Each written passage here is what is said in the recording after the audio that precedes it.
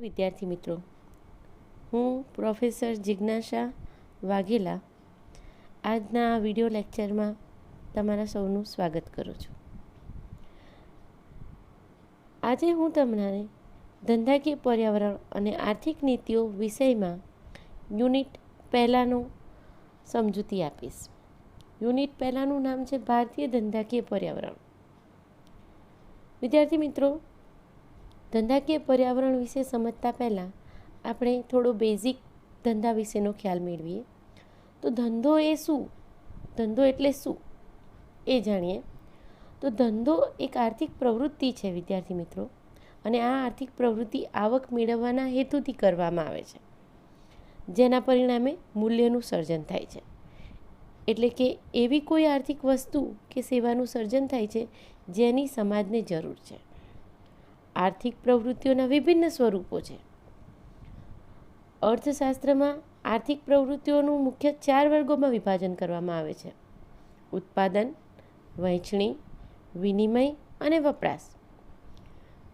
પરંતુ ધંધાની વ્યાખ્યામાં ઉત્પાદન, વહેંચણી અને વિનિમયને લગતી આર્થિક પ્રવૃત્તિઓનો સમાવેશ કરવામાં આવે છે.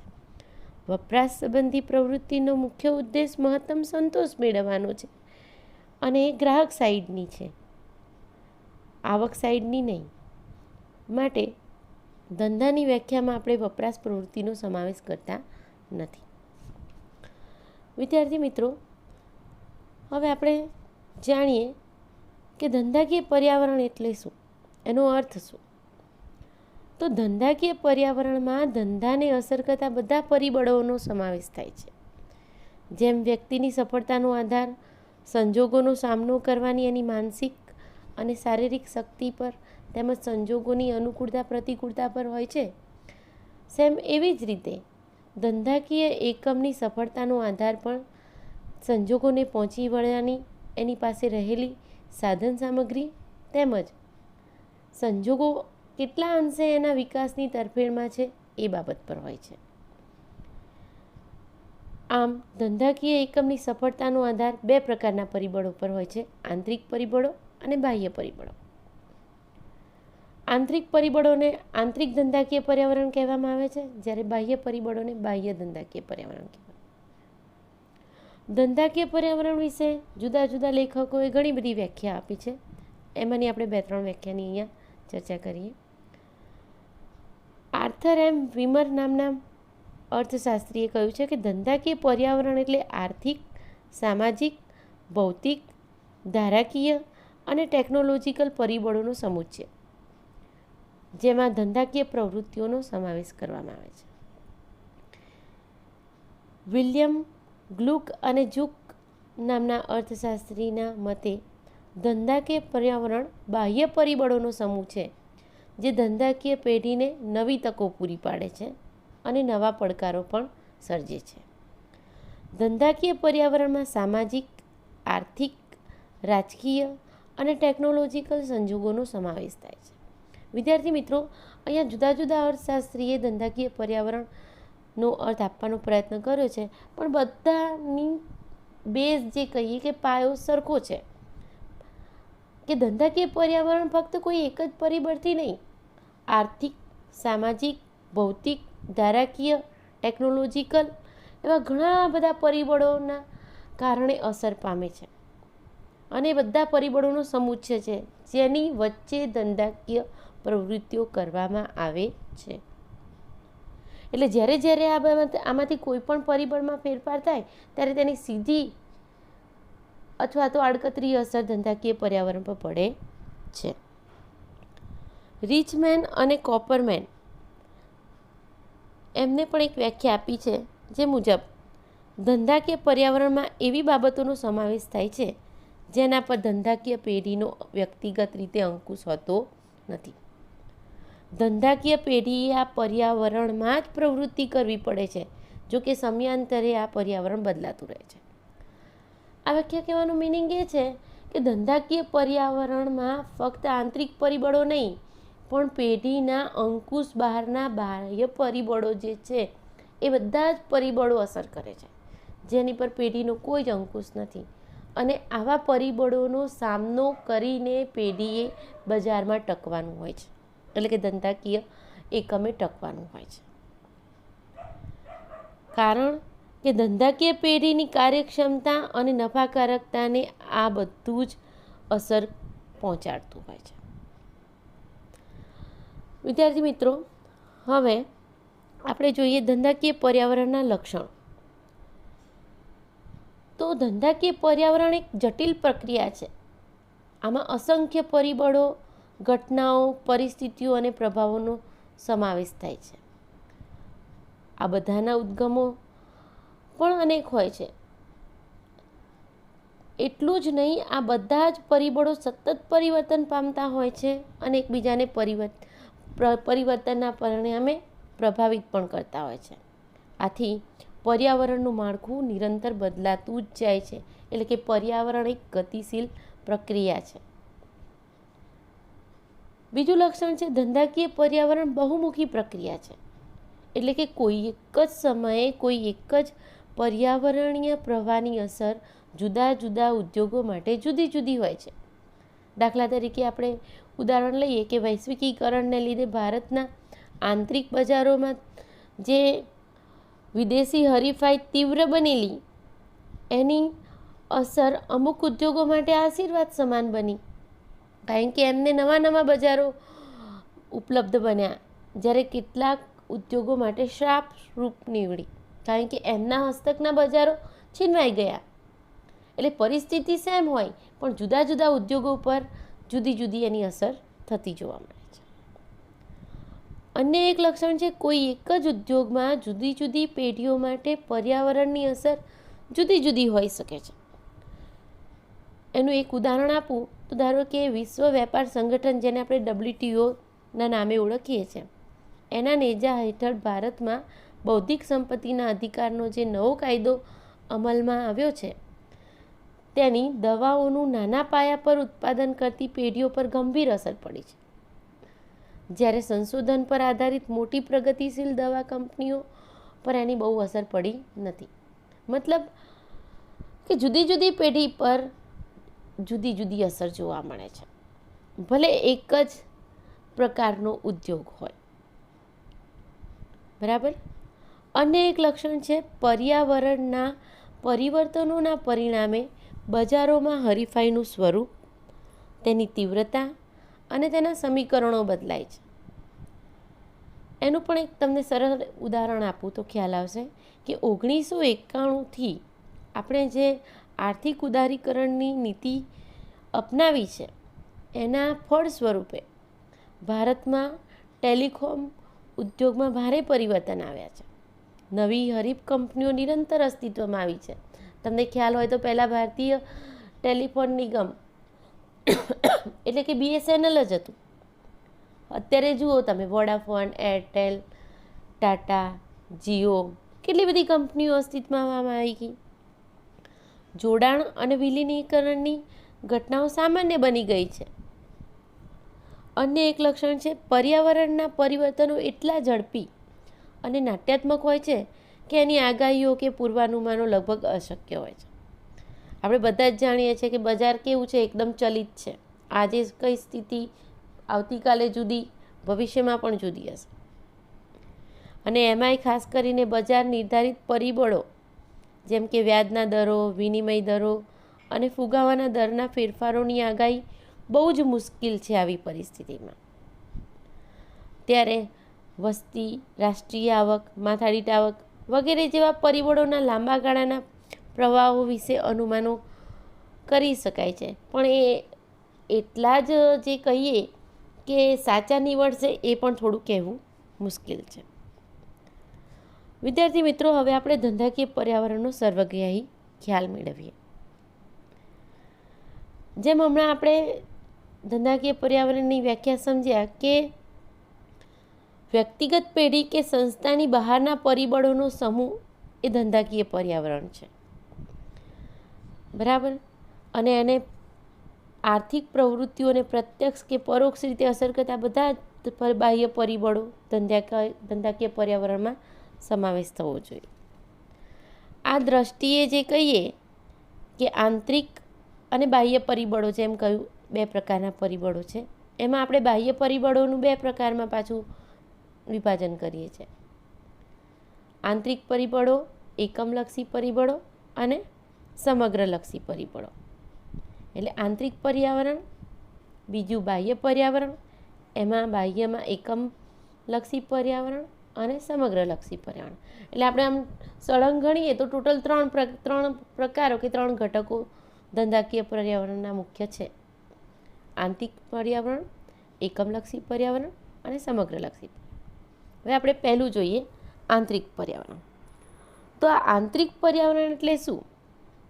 તો વિદ્યાર્થી મિત્રો, આંતરિક પર્યાવરણમાં પેઢીની કાર્યપદ્ધતિ સાથે સંબંધિત પરિબળોનો સમાવેશ થાય છે અને આ પરિબળો પર પેઢીનું નિયંત્રણ હોય છે. પેઢી આ પરિબળોમાં પોતાની ઈચ્છા મુજબ ફેરફાર કરી શકે છે. જો કે બધા જ આંતરિક પરિબળો પર પેઢીનો સંપૂર્ણ અંકુશ હોતો નથી. આપણે જોઈએ કે કેવા પ્રકારના પરિબળો છે. તો એમાં પહેલું છે નિયોજકના નૈતિક મૂલ્યો કે આદર્શો.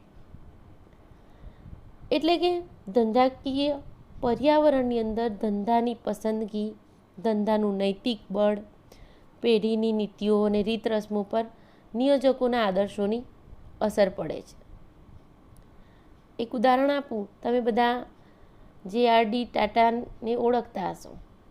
તો ટાટા કંપનીના જે કર્મચારીઓ હતા એમની પ્રત્યે એ ટાટા કંપનીના માલિક એટલા જવાબદારી અંગે સભાન હતા કે એમણે કર્મચારીઓના કલ્યાણ માટે કેટલીક મહત્વપૂર્ણ યોજનાઓ પણ અમલમાં મૂકી હતી. બીજું છે ઉદ્દેશો કે હેતુઓ. તો જુદી જુદી પેઢીઓના ઉદ્દેશો જુદા જુદા હોય છે. જેમ કે મહત્તમ નફો કમાવવો, અથવા તો મહત્તમ વેચાણ કરવું, અથવા મહત્તમ બજાર હિસ્સો, અથવા તો મહત્તમ પ્રતિષ્ઠા. તો જુદા જુદા ઉદ્દેશોને લીધે પેઢીઓની નીતિઓ અને અગ્રતા ક્રમમાં પણ તફાવત સર્જાય છે. સંશોધનો પર આધારિત એક આંતરરાષ્ટ્રીય દવા કંપની બનાવવાની આકાંક્ષાને લીધે રેન બક્ષી કંપનીએ વિશ્વ બજારમાં અગ્રસ્થાન મેળવ્યું છે. વિદ્યાર્થી મિત્રો, ત્રીજું એક પ્રકાર કે એનો ઘટક છે સંચાલકીય માળખું. તો સંચાલકીય માળખું ખાસ કરીને બોર્ડ ઓફ ડિરેક્ટર્સનું બંધારણ મહત્વનું આંતરિક પરિબળ છે. નિર્ણયકરણની પ્રક્રિયા ઝડપી હશે કે ધીમી તેનો આધાર સંચાલક મંડળમાં વ્યવસાયિક, કાબેલ અને કલ્પનાશીલ સભ્યોની સંખ્યા પર હોય છે. અને એક છે ભૌતિક સાધનો અને ટેકનોલોજી. તો પેઢીની સ્પર્ધા શક્તિ અને એની કાર્યદક્ષતાનો આધાર એના ભૌતિક સાધનો અને ટેકનોલોજી પર હોય છે. વિદ્યાર્થી મિત્રો, જેમ બૌદ્ધિક સંપત્તિનું પ્રમાણ વધે તેમ ટેકનોલોજીકલ પરિવર્તનોને લીધે પેઢીનું આંતરિક પર્યાવરણ બદલાય છે. ધંધાકીય નિર્ણયો પણ પ્રભાવિત થાય છે. અને એક છે માનવ સંસાધનો. તો પેઢીમાં માનવ સંસાધનોની ગુણવત્તાનો આધાર કર્મચારીઓના કૌશલ્ય, તેમના વલણો, તેમના ઉત્સાહ અને કામ પ્રત્યેની રુચિ પર હોય છે. પેઢીના વ્યવસ્થા તંત્રમાં અને ઉત્પાદન પ્રક્રિયાઓમાં આધુનિકીકરણ કે પુનર્ગઠન કેટલા અંશે અને કેટલી ઝડપથી થઈ શકે છે એનો આધાર કર્મચારીઓ પોતાની પેઢી પ્રત્યે કેટલા સમર્પિત છે એ બાબત પર હોય છે. બીજું ઘટક જોઈએ એકમલક્ષી પર્યાવરણ. તો આ એકમલક્ષી પર્યાવરણમાં એવા પાત્રોનો સમાવેશ થાય છે જે પેઢી સાથે સીધી રીતે સંકળાયેલા હોય છે અને તેના નિર્ણયો અને કાર્યો પર પ્રત્યક્ષ રીતે તરત તેમની અસર પડે છે. એકમલક્ષી પરિબળો ઉદ્યોગની બધી પેઢીઓને એકસરખી રીતે પ્રભાવિત કરે એ જરૂરી નથી વિદ્યાર્થી મિત્રો, કારણ કે કેટલાક એકમલક્ષી પરિબળોને કોઈ એક પેઢી સાથે ખાસ સંબંધ હોય. અહીં આપણે જોઈએ એના ઘટકની વાત. તો પહેલું છે નિક્ષેપો, એટલે કે ઇનપુટ પૂરા પાડનારા એકમો. ઓછામાં ઓછા ખર્ચે ઉત્પાદન કરવાનો હેતુ ધરાવતી પેઢીઓ માટે નિયમિત રીતે પૂરતા પ્રમાણમાં નિક્ષેપો, ખાસ કરીને કાચો માલ મળતો રહે એ જરૂરી છે. અને નિક્ષેપોનો આંતરપ્રવાહ અનિશ્ચિત હોય તો પેઢીએ કાચા માલના પૂરતા સ્ટોકની જોગવાઈ કરવી પડે છે. પણ જો જોગવાઈ કરવામાં વધુ પ્રમાણમાં ચાલુ મૂડીની ગોઠવણ કરી છે અને એમ કરવા જતાં નફાના દર પર પ્રતિકૂળ અસર પડે છે. કાચા માલની અનિશ્ચિતતા સામે રક્ષણ મેળવવા પેઢીઓ જરૂરી નિક્ષેપો માટે કોઈ એક જ એજન્સી પર આધાર રાખવાના બદલે અનેક વૈકલ્પિક એજન્સીઓ પર આધાર રાખવાનું પસંદ કરે છે. બીજું છે કામદારો અને તેમના મંડળો. તો કામદારો પણ ધંધાકીય પેઢીઓને જે નિક્ષેપો પૂરા પાડે છે તે શ્રમ છે અને તેનું સ્વરૂપ પણ અન્ય નિક્ષેપોથી અલગ છે. કામદારો અસંગઠિત હોય તો પેઢીઓની સોદાશક્તિ કામદારોની સોદાશક્તિ કરતાં મજબૂત હોય છે અને તેથી પેઢી ઓછા વેતને પણ શ્રમ મેળવી શકે છે. પરંતુ આપણે જાણીએ છીએ વિદ્યાર્થી મિત્રો કે વર્તમાન સમયમાં કામદારોના સંગઠનો હોય છે અને વેતન ઉપરાંત કામની અન્ય શરતો પોતાની તરફેણમાં લાવવા માટે પોતાની સોદાશક્તિનો ઉપયોગ કરે છે. જોકે બધા કામદાર મંડળો શત્રુ જેવું વલણ અપનાવતા નથી, એ આપણે બધા જાણીએ છીએ. અને છે ગ્રાહકો. વિદ્યાર્થી મિત્રો, ધંધાકીય પેઢીઓ જે છે એમાં સૌથી જો નિર્ણાયક પરિબળ તેમની પેદાશોને રિલેટેડ હોય તો એ છે પેદાશોના ગ્રાહકો. કોઈ પણ પેઢીનું અસ્તિત્વ ગ્રાહકોને આભારી છે. પેઢીની પ્રગતિનો આધાર ગ્રાહકોના વલણ પર હોય છે, કારણ કે પેઢીઓ ગ્રાહકો માટે જ ઉત્પાદન કરતી હોય છે. કંપનીના ગ્રાહકોમાં વિભિન્ન પ્રકારના ઘટકો હોય છે, જેમ કે વ્યક્તિગત ગ્રાહકો, કુટુંબો, અન્ય પેઢીઓ, સરકાર, સંસ્થાઓ વગેરે. કોઈ એક જ વર્ગના ગ્રાહકો પર આધાર રાખવો કંપની માટે ઈચ્છનીય નથી. એમાં બહુ જ જોખમ રહેલું હોય છે, કેમ કે ગમે ત્યારે આ ગ્રાહકો કંપનીની હરીફ પેઢીઓ તરફ આકર્ષાઈ જતા હોય છે. માટે જો અમુક જ વર્ગના ગ્રાહકો પર આધાર રાખવામાં આવે તો કંપનીની સોદાશક્તિને નુકસાન થતું હોય છે. અને આટલા માટે જ તમને ખ્યાલ હોય તો દરેક કંપની નવા ગ્રાહકોને આકર્ષવા માટે સતત પ્રયત્નશીલ રહેતી હોય છે. અને છે બજાર મધ્યસ્થી. બજાર મધ્યસ્થીની અંદર જે એમ કહીએ તો પેદાશના પ્રચાર પ્રસારમાં, વિતરણ અને વેચાણમાં મદદરૂપ બનતી અનેક એજન્સીઓ કંપનીની તદ્દન નજીકનું પર્યાવરણ બનાવે છે. એમાં ગ્રાહકો શોધી આપતા વેપારીઓ અને એજન્ટો વસ્તુઓનો સંગ્રહ અને ઉત્પાદન સ્થળેથી બજાર સુધી વસ્તુની હેરફેર કરતી પેઢીઓ અને વાહન વ્યવહાર કંપનીઓ, યોગ્ય બજારોને લક્ષ્યાંક બનાવી તેમાં વેચાણ પ્રોત્સાહનનું કાર્ય કરતી માર્કેટિંગ એજન્સીઓ, સંશોધન સંસ્થાઓ, જાહેરાત અને પ્રચાર કરતી સંસ્થાઓ, સલાહ સૂચન આપતી સંસ્થાઓ તેમજ માર્કેટિંગની પ્રવૃત્તિઓ તથા ધંધાકીય જોખમો સામે વીમો લેવા માટે કંપનીને નાણાં આપતી નાણાકીય સંસ્થાઓ વગેરેનો સમાવેશ થાય છે. આ મધ્યસ્થીઓ એટલે વિદ્યાર્થી મિત્રો કંપની અને અંતિમ ઉપભોક્તા એટલે કે ગ્રાહકો વચ્ચે એક મહત્ત્વની કડી સમાન છે. જો આ કડી તૂટી જાય તો એમાં ભંગાણ પડે છે. બંને વચ્ચે જોઈન્ટ કરવામાં કંપનીને અને ગ્રાહકોની વચ્ચે આ મધ્યસ્થીઓ રહેલા છે, જે કંપનીની પ્રોડક્ટને ગ્રાહકો સુધી પહોંચાડવાનું કાર્ય કરે છે. અને છે પ્રતિસ્પર્ધીઓ. પ્રતિસ્પર્ધી એટલે કોઈ એક કંપની જે છે એ જે વસ્તુનું ઉત્પાદન કરે છે, બરાબર, તો એના જેવી જ કે એની અવેજીમાં આવતી વસ્તુઓનું ઉત્પાદન કરતી અન્ય પેઢીઓ, જેની હરીફાઈનો આવી પેઢીએ સામનો કરવો પડે છે. વિદ્યાર્થી મિત્રો, કોઈ એક કંપનીને માત્ર એના જેવી જ પેદાશોની ઉત્પાદન કરતી કંપનીઓ તરફથી હરીફાઈનો સામનો તો કરવો જ પડે છે. તદુપરાંત દૂર દૂરની કંપનીઓ સાથે પણ એને સ્પર્ધામાં રહેવું પડતું હોય છે, કારણ કે ગ્રાહકોની આવક કેવી છે? સીમિત છે. એની ઈચ્છાઓ અમર્યાદિત. કોઈ એક કંપનીની વસ્તુ પર ગ્રાહકો જેટલા અંશે આવક ખર્ચશે તેટલા અંશે અન્ય કંપનીઓ પછી જે નજીકની પ્રતિસ્પર્ધી હોય કે દૂરની, એમના માટે વધતી બાકી રહેલી આવક ગ્રાહકોની ઘટી જતી હોય છે. હું તમને એક સરળ ઉદાહરણ આપું. દાખલા તરીકે કોઈ એક ટીવીની કંપની છે, એને અન્ય ટીવીની કંપનીઓ સાથે તો હરીફાઈ હોય જ, પણ દાખલા તરીકે bike, motorcar, scooter, refrigerator, washing machine, AC, આવું બધું બનાવતી કંપનીઓની હરીફાઈનો પણ એમને સામનો કરવો પડે છે. ખ્યાલ આવ્યો વિદ્યાર્થી મિત્રો? કારણ કે આવી કંપનીઓની હરીફાઈ એ લોકો સમક્ષ રોકાણની યોજનાઓ રજૂ કરતી હોય છે અને એમની આવકને એ પોતાની તરફ ખેંચી લેતી હોય છે. અને છે આમ જનતા. તો આમ જનતા એટલે કાચો માલ પૂરો પાડનારા અને કામદારો, તેમના મંડળો સહિત ઉત્પાદનને પ્રભાવિત કરે છે. જ્યારે ગ્રાહકો, બજાર મધ્યસ્થીઓ, પ્રતિસ્પર્ધીઓ પેઢીની વેચાણ પ્રવૃત્તિઓને પ્રભાવિત કરે છે.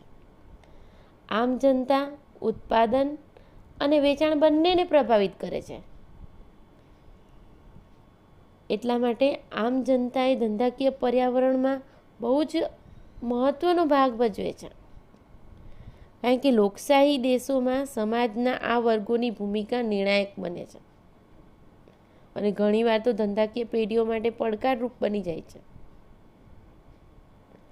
કારણ કે સમાજના કેટલાક વર્ગો ધંધાકીય પેઢીઓને લાભદાયક અવસરોને તકો તો ઊભી કરી આપે છે, પણ ક્યારેક એની સામે ગ્રાહકવાદી ચળવળો પણ ઊભી કરતા હોય છે.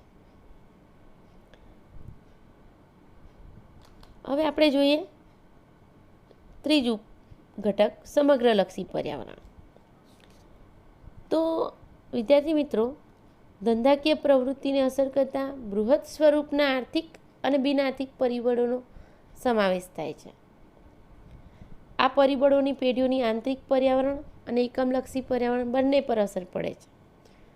સમગ્રલક્ષી પરિબળો વધતા ઓછા અંશે બધી પેઢીઓને અસર કરે છે અને માટે જ સમગ્રલક્ષી પર્યાવરણને સર્વસામાન્ય પર્યાવરણ પણ કહેવામાં આવે છે.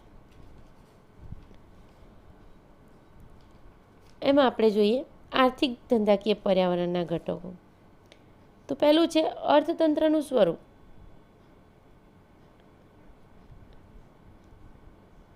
વિદ્યાર્થી મિત્રો, ધંધાકીય પેઢીઓની વ્યૂહરચના અને તેમની સફળતા નિષ્ફળતાનો આધાર આવા ઘટકો ઉપર રહેલો છે. અર્થતંત્રનું સ્વરૂપ જેમ વાત કરીએ તો જુદા જુદા દેશોને આર્થિક વિકાસના જુદા જુદા તબક્કામાં છે અત્યારે, અને એનો વિકાસનો દર પણ જુદો જુદો છે. સામાન્ય રીતે આપણે માથાદીઠ આવકની સપાટીના આધારે વિશ્વના દેશોનું 3 વર્ગોમાં વિભાજન કરવામાં આવે છે: નીચી આવક ધરાવતા દેશો, મધ્યમ આવક ધરાવતા દેશો અને ઊંચી આવક ધરાવતા દેશો. નીચી આવક અને મધ્યમ આવક ધરાવતા દેશોને સંયુક્ત રીતે આપણે વિકાસશીલ દેશો તરીકે ઓળખીએ છીએ, જ્યારે ઊંચી આવક ધરાવતા દેશોને વિકસિત દેશો તરીકે ઓળખીએ છીએ. વિદ્યાર્થી મિત્રો, અહીંયા વિકાસશીલ દેશોમાં માથાદીઠ આવક નીચી છે એટલું જ નહીં, માથાદીઠ આવકનો વૃદ્ધિ દર પણ નીચો છે. અને વિકાસશીલ દેશોમાં રાષ્ટ્રીય આવક અસમાન રીતે વહેંચાયેલી છે, તેથી પ્રજાનો મોટો ભાગ ગરીબીની રેખા હેઠળ ગુજારે છે. તેમની જીવનની પ્રાથમિક જરૂરિયાતો પણ સંતોષી શકાય એટલી એમની આવક નથી. વિદ્યાર્થી મિત્રો, તમને ખ્યાલ હોય તો આપણે જે આ વિશ્વમાં દેશોનું જે આવકના માથાદીઠ આવકના આધારે જે વિભાજન કર્યું છે, એમાં જો કે ઊંચી આવકના આધારે જેમને વિકસિત દેશો કહેવામાં આવે છે, કેટલાક દેશો એવા છે કે ઊંચી આવક છે તેમ છતાં એમનું અર્થતંત્ર પૂરેપૂરું સુવિકસિત નથી. તમને ખ્યાલ હોય તો કુવેત અને સાઉદી અરેબ જેવા દેશો પેટ્રોલિયમ પ્રોડક્ટના કારણે એમની માથાદીઠ આવક ઊંચી છે, પણ તેમનું અર્થતંત્ર સુવિકસિત નથી. એટલે આપણે જેમ કહીએ ને કે અર્થતંત્રનું સ્વરૂપ કઈ રીતનું છે એ પણ જે તે દેશની અંદર પ્રવર્તમાન ધંધાકીય એકમને અસર કરે છે. બીજું છે અર્થતંત્રનું માળખું. તો અર્થતંત્રના માળખાનો અભ્યાસ જુદા જુદા દ્રષ્ટિબિંદુથી થઈ શકે. તમને ખ્યાલ હોય તો આપણે રાષ્ટ્રીય આવકના સર્જનમાં ખેતી, ઉદ્યોગો અને સેવા ક્ષેત્રના ફાળાની દ્રષ્ટિએ અર્થતંત્રમાં ખાનગી ક્ષેત્ર, જાહેર ક્ષેત્ર, સંયુક્ત ક્ષેત્ર, સહકારી ક્ષેત્રના સાપેક્ષ પ્રમાણની દ્રષ્ટિએ અથવા મોટા, મધ્યમ, નાના કદના એકમો આવી બધી દ્રષ્ટિએ અર્થતંત્રના વિભાગ પાડીએ છીએ. વિદ્યાર્થી મિત્રો, તમને ખ્યાલ હોય તો આઝાદીના શરૂઆતના તબક્કેથી આપણો ભારત દેશ ખેતી ક્ષેત્રે સમૃદ્ધ હતો. બીજા શબ્દોમાં કહીએ તો રાષ્ટ્રીય આવકની જે નો ફાળો છે એની અંદર રાષ્ટ્રીય આવકના સર્જનમાં ખેતી ક્ષેત્રનો ફાળો સૌથી વધારે હતો, જે હવે ધીમે ધીમે ઘટતો જઈ રહ્યો છે અને એ ફાળો બિનખેતી ક્ષેત્રનો વધી રહ્યો છે. તમને ખ્યાલ હોય તો અત્યારના પ્રેઝન્ટના ટાઈમમાં મોટાભાગના દેશોમાં સેવા ક્ષેત્રનો ફાળો રાષ્ટ્રીય આવકના સર્જનમાં સૌથી વધુ છે અને અન્ય ક્ષેત્રોની સરખામણીમાં સેવા ક્ષેત્ર સૌથી વધુ ઝડપથી વિકસી રહ્યું છે. પ્રથમ નંબરે સેવા ક્ષેત્ર, બીજા નંબરે ઉદ્યોગ ક્ષેત્ર અને ત્રીજા નંબરે ખેતી ક્ષેત્ર આવે છે. એટલે અર્થતંત્રનું માળખું કેવું છે એ પણ ધંધાકીય પર્યાવરણમાં સમાવેશ થઈ જાય છે, એટલે કે ધંધાકીય એકમને સીધી અસર કરે છે. અને છે આર્થિક નીતિઓ. તો આર્થિક નીતિઓમાં વિભિન્ન પ્રકારની નીતિઓનો સમાવેશ થાય છે. ઔદ્યોગિક નીતિ, વેપાર નીતિ, વિદેશી ચલણ સંબંધી નીતિ, નાણાકીય નીતિ, રાજકોષીય નીતિ, બહુ જ બધા પ્રકારની નીતિઓ છે. કેટલાક ધંધાકીય એકમો પર એની પ્રતિકૂળ અસર પડે છે તો કેટલાક પર અનુકૂળ. આપણે જોઈએ પ્રથમ ઔદ્યોગિક નીતિ. તો ઔદ્યોગિક નીતિ દ્વારા અર્થતંત્રમાં ખાનગી ક્ષેત્ર, જાહેર ક્ષેત્ર, સંયુક્ત ક્ષેત્ર અને સહકારી ક્ષેત્રનું સ્થાન, તેમની ભૂમિકા નક્કી કરવામાં આવે છે. ઔદ્યોગિક એકમોનું સ્થાન, તેમનું કદ, ઉત્પાદનની પદ્ધતિ, ઉત્પાદનનું સંમિશ્રણ વગેરે પણ ઔદ્યોગિક નીતિની અસર પર પડે છે. ભારતમાં આઝાદી પછી જે ઔદ્યોગિક નીતિ અપનાવવામાં આવી છે એમાં આપણે મિશ્ર અર્થતંત્રનો સ્વીકાર કરેલો છે. તમને ખ્યાલ હોય તો જાહેર ક્ષેત્રને પ્રાથમિકતા આપવામાં આવી હતી અને ખાનગી ક્ષેત્ર પર પુષ્કળ અંકુશો મૂકવામાં આવ્યા હતા. પણ 1991ની જુલાઈથી આર્થિક ઉદારીકરણની નીતિ અમલમાં મૂકવામાં આવી છે અને જાહેર ક્ષેત્રના વિકાસ પર મર્યાદા મૂકવામાં આવી છે. ખાનગી ક્ષેત્ર પર અંકુશો હટાવીને તેમને વિકાસની વિપુલ તકો છૂટી કરી આપવામાં આવી છે. અને છે વેપાર નીતિ. વેપાર નીતિ એ વિદેશ વેપારને લગતી નીતિ છે. આઝાદી પછી ભારતમાં જે વેપાર નીતિ અપનાવવામાં આવી છે તે આયાત અવેજીકરણની નીતિ હતી. આયાત જકાતો, આયાત અંકુશો દ્વારા ભારતના ઉદ્યોગોને વિદેશી હરીફાઈ સામે રક્ષણ આપવામાં આવ્યું હતું. 1991 જુલાઈથી અમલમાં આવેલી વેપાર નીતિ આયાત ઉદારીકરણની નીતિ છે, જેમાં આપણે આયાત જકાતો, આયાત અંકુશો હટાવી ભારતીય અર્થતંત્રનું વૈશ્વિકીકરણ કરી દીધું છે. વિદેશી ચલણ અંગેની નીતિ. તો વિદેશી ચલણની કિંમત અને વિદેશી ચલણના વ્યવહારોને લગતી આ નીતિ છે. આઝાદી પછી ભારતમાં સ્થિર વિનિમય દરની નીતિ અમલમાં હતી, જેમાં વિદેશી ચલણનો ભાવ સરકાર નક્કી કરતી હતી અને એ ભાવ ટકી રહે એ માટે વિદેશી ચલણના માંગ અને પુરવઠા પર સરકારનું નિયંત્રણ હતું. 1991ની જુલાઈ પછી આપણે ધીમે ધીમે પરિવર્તનશીલ વિનિમય દર પ્રથા તરફ ગયા અને લેણદારની તુલનામાં ચાલુ ખાતાના વ્યવહારો માટે વિદેશી ચલણની માંગ અને પુરવઠા પરના નિયંત્રણો દૂર કરવામાં આવે છે. હવે વિદેશી ચલણનો ભાવ માંગ અને પુરવઠાના મુક્ત પરિબળો દ્વારા નક્કી થાય છે એવી જોગવાઈ કરવામાં આવી છે. વિદેશી રોકાણ અને ટેકનોલોજી અંગેની નીતિ. તો વિદેશના ધંધાકીય એકમો માટે એ પ્રતિબંધાત્મક હતી. વિદેશી રોકાણ અને વિદેશી ટેકનોલોજીની હેરફેર પર સરકારના નિયંત્રણો હતા. પણ વર્તમાનમાં સરકારનો અભિગમ બદલાયો છે વિદ્યાર્થી મિત્રો.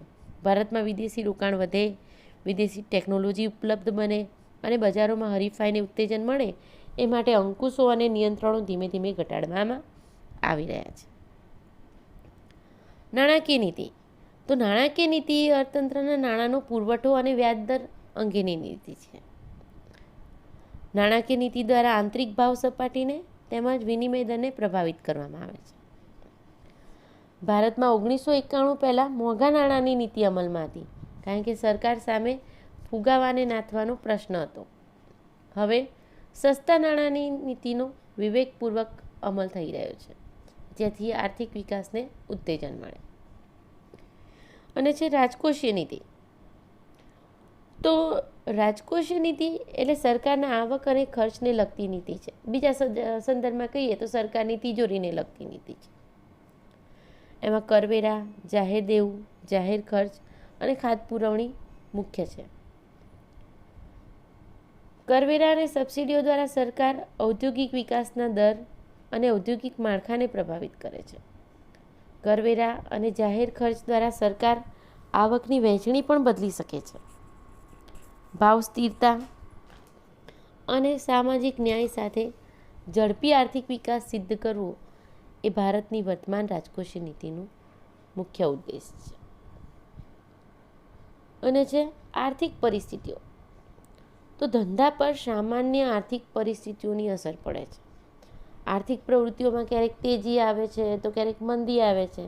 તેજી સમયમાં અર્થતંત્રમાં ઉત્પાદન, આવક, રોજગારી, ભાવો વધે છે, જ્યારે મંદીના સમયમાં અર્થતંત્ર ઉત્પાદન, આવક, રોજગારી અને ભાવ ઘટે છે.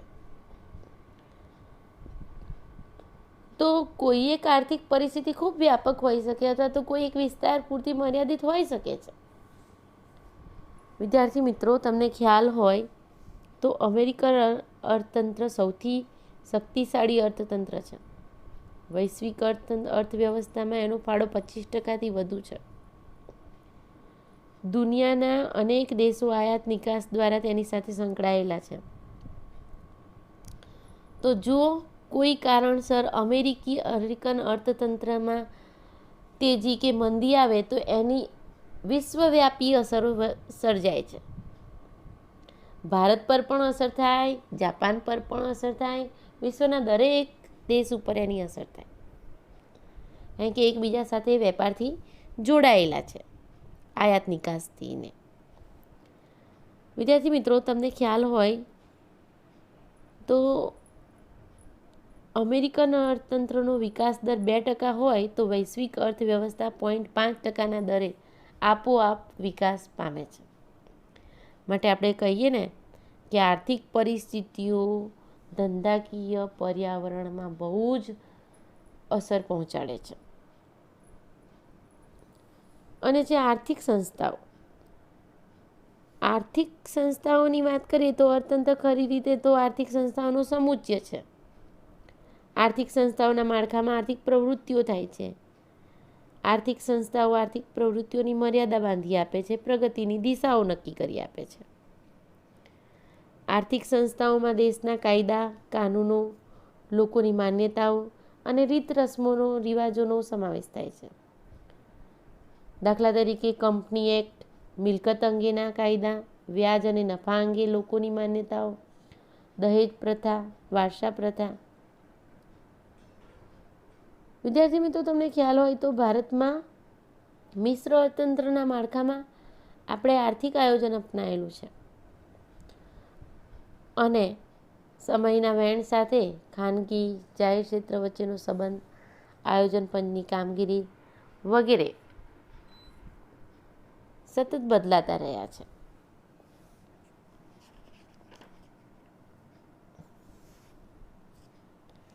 હવે આપણે જોઈએ બિન આર્થિક પર્યાવરણના ઘટકો.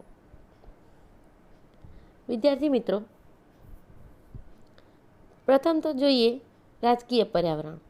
રાજકીય પર્યાવરણમાં અનેક પરિબળોનો સમાવેશ થાય છે. તમને ખ્યાલ હોય તો 1951-52માં જ્યારે આર્થિક આયોજનનો ભારતમાં આરંભ થયો ત્યારે સત્તા સ્થાને કોંગ્રેસ હતું અને એમને સમાજવાદી સમાજ રચનાનો આદર્શ અપનાવેલો. એના પરિણામે જાહેર ક્ષેત્રના વિકાસની પ્રાથમિકતા આપવામાં આવી. પણ જે કહેવાય કે જાહેર ક્ષેત્રના વિકાસની પ્રાથમિકતાને કારણે જે વ્યૂહરચના અપનાવવામાં આવ્યું હતું, બરાબર, એમાં પછીથી આપણે 1991થી આર્થિક સુધારા અને ઉદારીકરણની નીતિ પણ અપનાવી.